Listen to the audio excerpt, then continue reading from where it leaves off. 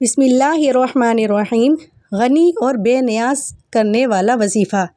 آپ کو ایک ایسا وظیفہ بتاتی چلوں جو آپ روزی کی وجہ سے پریشان ہیں، مال و دولت کے لیے پریشان ہیں، آپ نے یہ وظیفہ کرنا ہے۔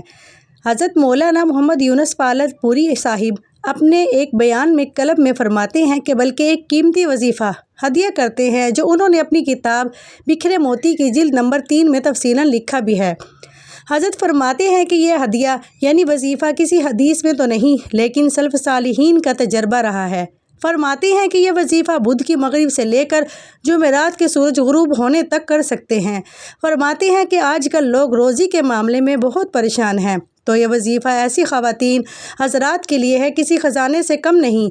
طریقہ وظیفہ یہ ہے: اول و آخر 11 مرتبہ درود ابراہیم، درمیان میں 1111 مرتبہ یا غنیو یا مغنی پڑھ لیجئے، یا غنیو یا مغنی پڑھ لیجئے۔ پھر دیکھیے اللہ کریم کیسے روزی کے دروازے کھولتے ہیں اور ظاہر و باطنی غنا عطا فرماتے ہیں، انشاءاللہ ثم انشاءاللہ۔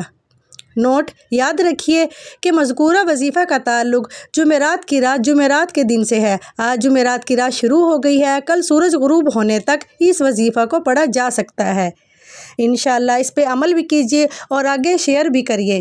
اللہ تعالیٰ آپ سب کا کام میں روزی میں برکت دے، آمین ثم آمین۔ جزاک اللہ۔